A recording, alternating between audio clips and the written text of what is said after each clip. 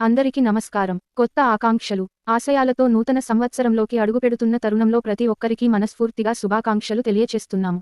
గతం అందించిన అనుభవాలతో కొత్త ఏడాదిలో ముందుకు సాగాలి. 2024 సంవత్సరం అందరిలో కొత్త ఉత్సాహాన్ని, సుఖ సంతోషాలను అందించాలని కోరుకుంటున్నాము. ఇప్పుడు మనం వాతావరణంపై ఒకంత కాన్సంట్రేషన్ చేయాల్సిన అవసరం కనిపిస్తోంది.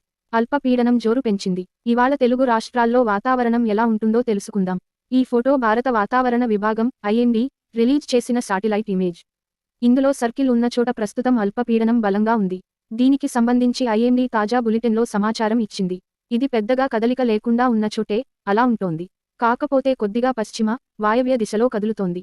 ఇది ఇవాళ, సోమవారం, రేపు మధ్య అరేబియా వైపు వెళ్తుందని ఐఎండీ చెప్పింది.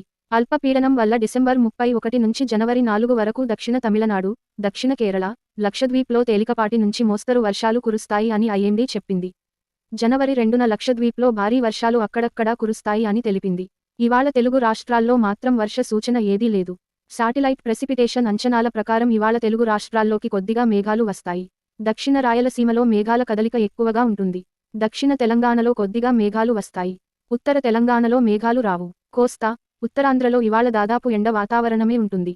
గాలి సంగతి చూస్తే బంగాళాఖాతంలో గాలి వేగం మాక్సిమం గంటకు 30 కిలోమీటర్లుగా ఉంది. ఈ గాలి రోజులాగానే తెలుగు రాష్ట్రాల్లోకి, తమిళనాడులోకి వస్తోంది. ఇవాళ ఏపీలో రాయలసీమలో గాలి వేగం గంటకు మాక్సిమం 12 కిలోమీటర్లు, కోస్తా, ఉత్తరాంధ్రలో మాక్సిమం గంటకు 7 కిలోమీటర్లుగా ఉంటుంది. దక్షిణ తెలంగాణలో గంటకు మాక్సిమం 10 కిలోమీటర్లు, ఉత్తర తెలంగాణలో గంటకు మాక్సిమం 6 కిలోమీటర్లు ఉంటుంది. ఉష్ణోగ్రతను చూస్తే ఇవాళ తెలంగాణలో రాత్రివేళ యావరేజ్గా మినిమం 17 డిగ్రీల సెల్సియస్ ఉంటుంది. ఏపీలో మినిమం 21 డిగ్రీల సెల్సియస్ ఉంటుంది.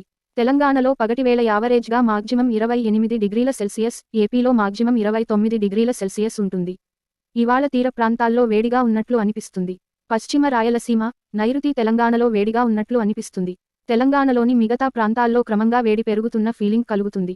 మొత్తంగా 2 రోజుల నుంచి తెలుగు రాష్ట్రాల్లో పగటివేళ మెల్లగా వేడి పెరుగుతోంది. ఈ వీడియో మీకు నచ్చితే లైక్ చేయండి, షేర్ చేయండి మరియు మన ఛానల్ను సబ్స్క్రైబ్ చేసుకోండి. జై జవాన్ జై కిసాన్.